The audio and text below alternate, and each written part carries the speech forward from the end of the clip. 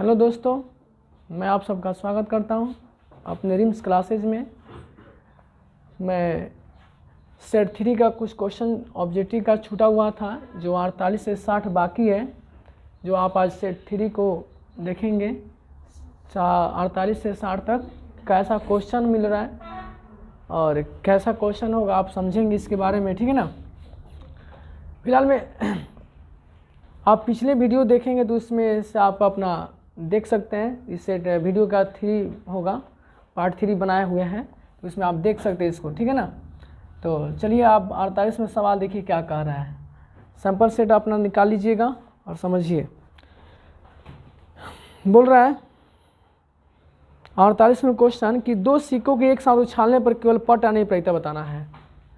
देखिए, सिक्का को उछालिए तो एक हेड होता है, एक तेल होता है। तो तेल में होता है पट। तो दो सिक्का को एक साथ उछाल, हेड तेल तेल हेड और तेल तेल हेड हेड, यानी टोटल 4 बार हुआ। इस तरह से हम लोग प्रायिकता निकालते हैं, मतलब NS बराबर टोटल 4 बार।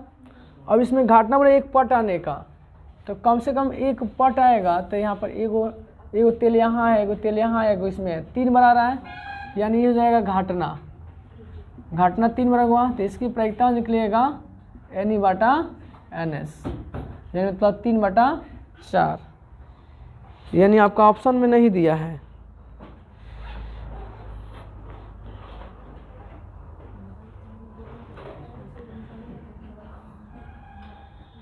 चलिए ये लेकिन आंसर राइट होगा, पता नहीं इसमें क्यों नहीं ऑप्शन में दिया है। 49वां सवाल, 3 सिक्कों को उछालने पर संभव परिणामों की संख्या मात्र 6 होती है। ऑप्शन में दिया होगा डी ऑप्शन सही है, 6 होगा, क्योंकि 3 सिक्का को उछालेगा तो वो आपको 6 बार आता है। जैसे अब देखना पड़ेगा, हेड हेड आता है, हेड हेड 3 बार हेड आएगा, तेल तेल तेल, ये 3 बार हुआ। उसमें देखिए हेड तेल तेल, इसको पलट दीजिएगा ऐसे, एगो ही हुआ। अब एगो बीच में डाला जाए और इसको एगो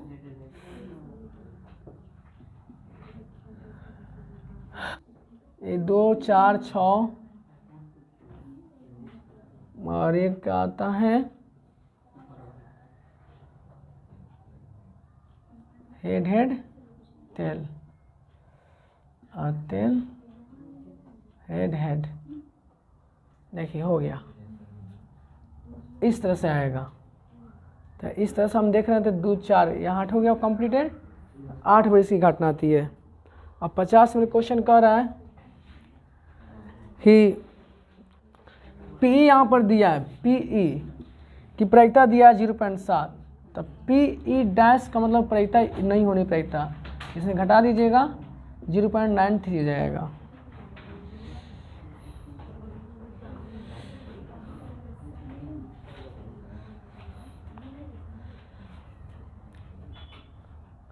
इसमें से थोड़ा घटाया जाए बाबू, 0.3 ना आएगा, हो मिस्टेक हो रहा है, 0.3 होगा। 0.3 क्लियर हो रहा है, घटा लीजिएगा अपना, मिस्टेक हो जाता है। तो इस तरह से आपको ये समझ में आया होगा। प्रायिकता का सवाल है। नेक्स्ट कह रहा है द्विघात समीकरण का विवेचक बताना है। विवेचक का मतलब होता है डिस्क्रिमिनेंट होता है, इंग्लिश में डी निकालना है। B² - 4AC होता है बेटा। इस पर आप रख कर बनाइए माइनस। यहाँ क्वेश्चन दे रहा हूँ, आपको दिखाई देगा कि ताकि क्वेश्चन क्या है। तो यहाँ पर बोल रहा है कि ये B का मान होता है और A का मान 2 है, C का मान 3 है। 4 × 16, 4 × 12, 2 × 24। इनमें से कोई कैसे नहीं होगा। ऑप्शन जो दिया होगा 8 वो हो जाएगा। ऑप्शन देख लीजिए, C ऑप्शन सही है। ये बोलता है कि मूल वास्तविक है या समान है, या मूल समान है और उसका हल भी समान है, तब जाके ये सब लागू होता। तो हालांकि डी केवल पूछा तो डी वही सही है। तो इस तरह से अपना रफ करना है तो कर लीजिए। देखिए निम्नलिखित में कौन सा परिमेय संख्या है, तो ऑप्शन में दिया पाई √7 और √16/25 और 3 3 और √2 दिया है। तो ये तो अपरिमेय है क्योंकि रूट से ये तो ऐसे ही पाई ग्रीक शब्द है तो ये अपरिमेय संख्या होता है। ये रूट के अंदर तो अपरिमेय होगा, ये रूट से बाहर निकल ही नहीं सकता है। अब यही ना 16 भी पूर्ण वर्ग संख्या, 25 पूर्ण वर्ग संख्या, दोनों बाहर निकल जाएगा, परिमेय संख्या में निकल आता है। तो इस तरह से आपका ये 52 जो ऑप्शन होगा वो सी ऑप्शन सही है। और ये 51 ऑप्शन है तो 59 कह दो। चलिए अब अरे 50 कैसे हो गया, 50 है, ये 51 है, अब 52 पर आएंगे ना। देखिए कह रहा है यदि AP का प्रथम पद ए तो सार्वधातुक D होते हैं, nवां पद ज्ञात कीजिए। तो nवां पद का फॉर्मूला होता है A + n-1D। ये जिस ऑप्शन में होगा वही सही होगा। ये 53वां सवाल है। 52 किधर गया रे भाई। चलिए कोई बात नहीं है, मिस्टेक से लिखा गया। तो ये समझ में आ गया। तो ये आपका जो ऑप्शन होगा सही होगा। ऑप्शन नंबर बी में दिया है, बी आप सही लगा लीजिए। नेक्स्ट चलता हूँ।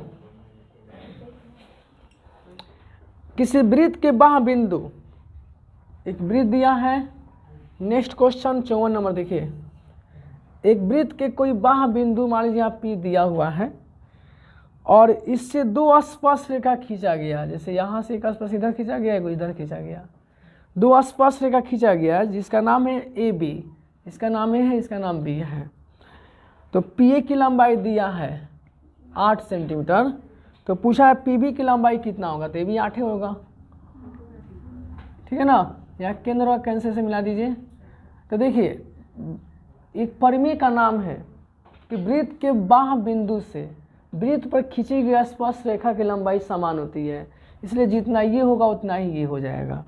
इसके हिसाब से आपको ऑप्शन नंबर आ रहा है D, तो आप राइट D लगाएंगे। 55 में कह रहा है सबसे छोटी अभाज्य संख्या क्या होगी। देखिए अभाज्य बोला है, तो अभाज्य संख्या किसको कहते हैं, वैसी संख्या जो एक से और अपनी संख्या से विभाज्य हो जाए।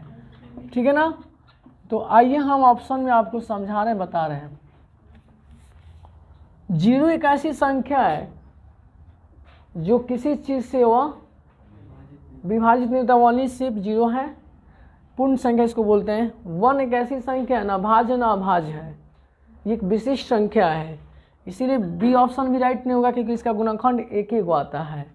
और सी का गुणनखंड 1 और 2, यानी इसका गुणनखंड 2 है, इसका भी गुणनखंड 2 है, पर छोटा पूछा था, छोटा में 2 नंबर है, इसलिए 2 ऑप्शन सही होगा। छोटा वाला है, दोनों है अभाज्य, अभाज्य संख्या दोनों है, लेकिन छोटा कौन है, 2 है, इसीलिए 2 सही होगा। और ये भी ध्यान दीजिएगा सबसे छोटी अभाज्य संख्या 2 को ही कहा जाता है। ऑप्शन में दे दिया तो हमको कोई चीज़ से मतलब नहीं, 2 को भी टिक लगाते थे, सही लगा सकते थे। नेक्स्ट है कि इसे P/Q के रूप में बनाया जाए। ऐसा कितना बड़े सवाल पूछ दिया है। देखिए पूरी संख्या में से 10 के पूरी संख्या पर उतार दिया जाए और दशमलव के बाद में जितना सारा अंक है उसका उतना बार घात कर दिया जाए और तोप लिया जाए। दशमलव के बाद में बिना पुनरावृत्ति में कौन अंक दिख रहा है, एक भी नहीं, तो 10 के 5 0 कर दिया जाता है, 23/100 - 1 हो जाएगा, तो 99 हो जाएगा। ये ऑप्शन में जो दिया होगा वही सही होगा। ए ऑप्शन सही आ रहा है 57 में। ये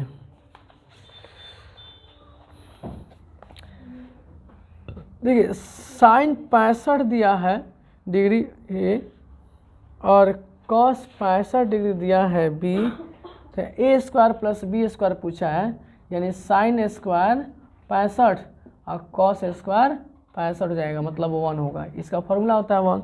जब ये दोनों थीटा सेम होता है तो उसका मान क्या हो जाता है, 1 हो जाता है। तो ऑप्शन बी राइट सही है। 58 में येगा 3.3/8 को बोला गया किस प्रकार का दशमलव प्रकार है, शांत होगा। अब कैसे शांत होगा मैं डायरेक्ट आंसर बता रहा हूँ। देखिए 8 जो है ना शांत किस तरह से होता है, जब उसका q का घात मतलब हर का घात 2 या 5 होना चाहिए, 2 या 5, 2 के पावर m 5 के पावर n के रूप का होना चाहिए, या ओनली 2 रहेगा या ओनली 5 रहेगा तब वो शांत हो जाता है। इसलिए कि उसके अगर 2 नहीं रहेगा तो 2 के पास 0 बना सकते हैं, 5 नहीं तो 5 के पास 0 बना सकते हैं। इस तरह से हम 2 और 5 लाकर समझ सकते हैं कि वो शांत है। तो इसके अलावा तो और कुछ आएगा तो शांत नहीं होगा, इसीलिए शांत का प्रदर्शन कर रहा है।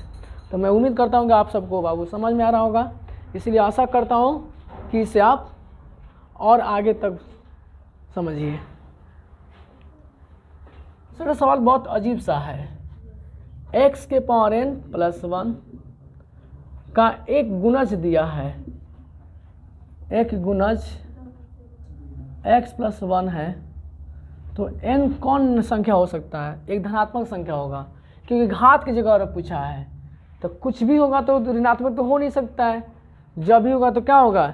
एक धनात्मक पूर्णांक होगा। इसका ऑप्शन डायरेक्ट डी हो जाएगा, इसमें कोई प्रॉब्लम नहीं है। 60 में कह रहा है एक रैखिक संख्या युग्म जिसके कोई हल नहीं होता है उस युग्म को क्या कहते हैं? विरोधी कहते हैं। ये तो याद रखना पड़ेगा, जिसका हल होता है उसको अविरोधी कहते हैं। एक अद्वितीय हल निकलता है, जैसे 1/a2 b1/b2, ये एक अद्वितीय हल है। एक संपाती हल होता है जिसके आश्रित हल कहते हैं। तो इस तरह से आपको ये नहीं दिया था, विरोधी बोला है, जिसका हल ना हो, तो हल ना हो के कंडीशन में ऐसे होता है नॉट इक्वल टू C1/C2, इस अवस्था में है, इसीलिए आप बोल रहे हैं कि इसका कोई हल नहीं, तो इसको अविरोधी हल कहते हैं, अब सॉरी विरोधी कहते हैं। चलिए, मैं उम्मीद करता हूँ कि आप सबको ये समझ में आ रहा होगा। सेट 3 का क्वेश्चन ऑब्जेक्टिव क्वेश्चन समाप्त हो गया, और आप इसे देखें, पार्ट 1 पार्ट 2 पार्ट 3 करके आपको ये यूट्यूब पर डाला गया है, आप इसे जाकर अपना देखिए, और जहाँ तक हो सकता है कि इसे अपने दोस्तों में शेयर कीजिए और सब्सक्राइब भी कीजिए।